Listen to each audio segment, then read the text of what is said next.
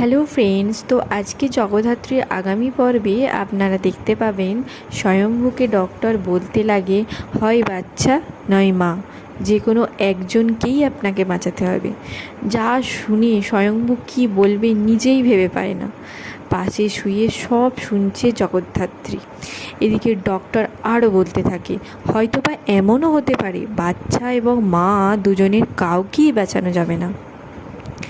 যা শুনে স্বয়ম্ভুর মাথায় আকাশ ভেঙে পড়ে। সে কী করবে ভেবেই উঠতে পারে না।